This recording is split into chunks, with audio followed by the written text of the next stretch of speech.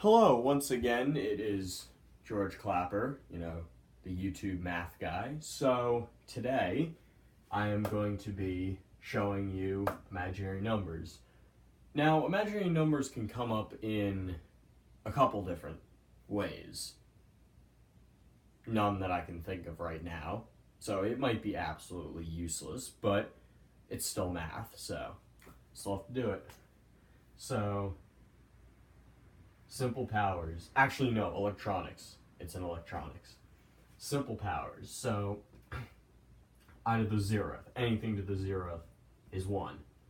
I to the first is just, I to the first is just I. I squared is -1. I cubed is -I. And I to the fourth is 1, since -1 squared, aka I to the fourth, is 1.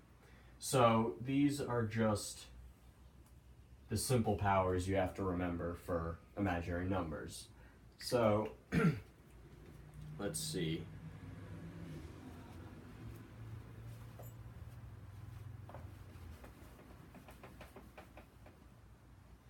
With that being said, we're going to get into more of imaginary numbers, more complex. So the thing we're going to do next is something called complex conjugates. Now, say I had 5 plus 3i.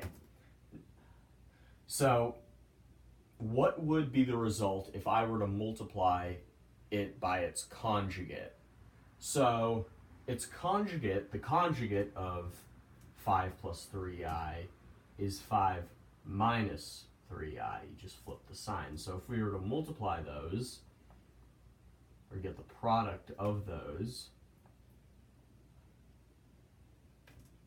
it would be 25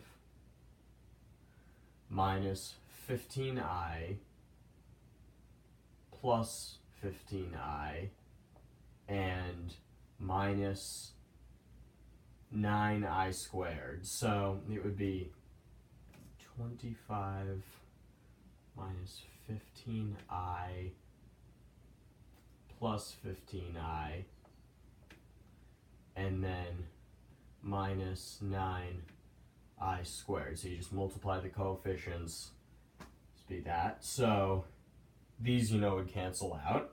So it would be 25 minus 9i squared. Now, if you remember from before, I squared is just -1. So therefore it would be 25 minus 9 -1 squared. So it would be 25 minus 9, or minus 9, my bad. So it would be 25 plus 9, so that would be 34. So if you multiply these, or you multiply this by its conjugate, it's going to come out to be 34. Okay.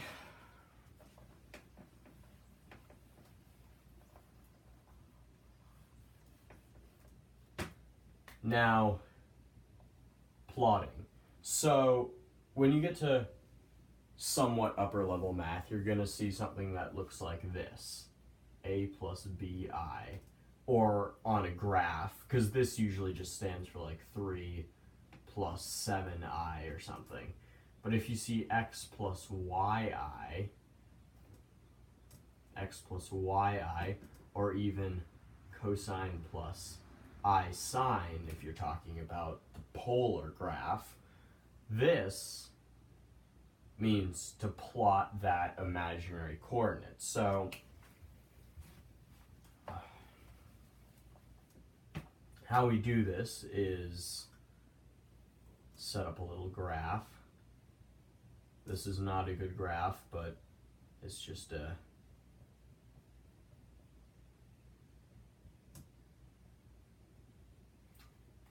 spare the moment graph. So say I were to plot, let's see, 4 plus 3i and I don't know, 2 plus 4i. And let's say I needed to find the distance between these 2 points. So what you do is, for this one, you'd go over 4, so you're going to go to this point, plus 3i, because the x-axis, so the x-axis represents the real numbers, so that's the real axis. The y-axis represents the imaginary axis. So with that being said, that would be your point in question, and then 2 plus 4i would just be right there.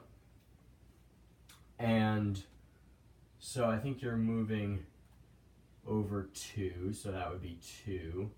You're moving up 1, so you could just say 2 squared plus 1 squared equals x squared.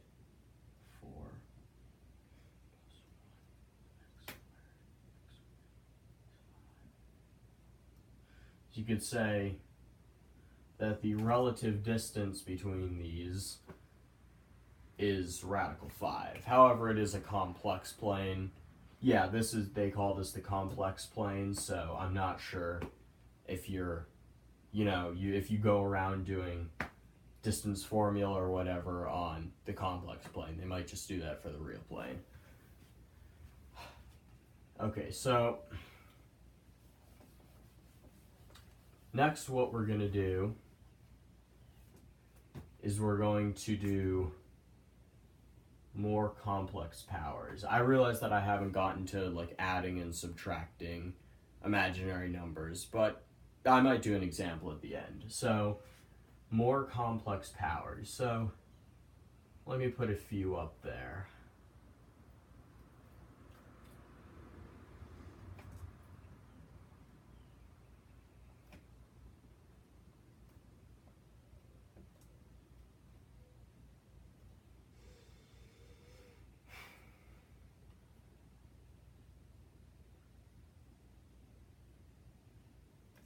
Okay, so we're going to start with I to the 7th.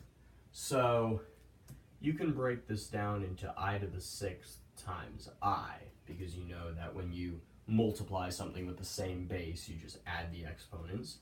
Now you're going to break it down to I squared to the 3rd, because if you multiply these, raise a power to a power, you multiply, times I. You know that I squared is negative 1 cubed times I. Negative 1 cubed is just negative 1. So I to the 7th would be negative I. Now for I to the 24th. I to the 24th is an even exponent, so it would be I squared to the 12th, so it would be negative 1 to the 12th, which would just be 1. So I to the 24th is 1 in question. I to the 47th, you'd break that down into I to the 46th times I. It would be I squared to the 23rd times I, negative 1 to the 23rd times I. So that would just be negative 1 to the 23rd is just negative 1. So therefore, I to the 47th would be negative I. I to the 100th, it would be, since it's even, I squared to the 50th. That would be negative 1 to the 50th. So that would just be 1. I to the 300th, you do the same thing.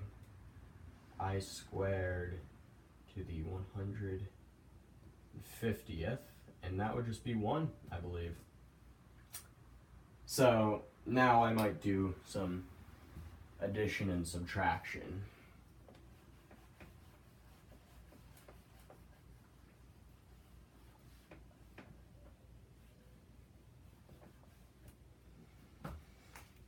Okay, so let's say you had 4i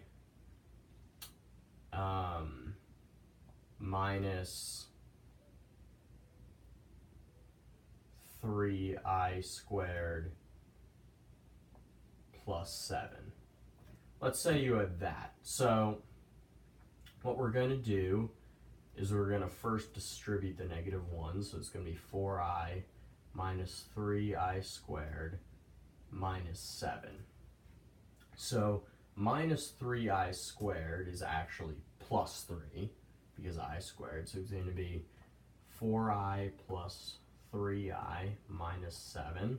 So this is going to come out to be 7i minus 7. I think that's pretty straightforward. There's another one I was thinking of. I can't find it right now. I'll just do a addition problem, I guess. So, and also imaginary numbers come up if you're completing the square sometimes and you have a non-real answer for a quadratic equation. That's when it could come up as well. So let's make it 6i plus, let's see, 7i over 2. Actually, you know what? Let's just do that. I was trying to think of something, but okay, so that just about concludes the video.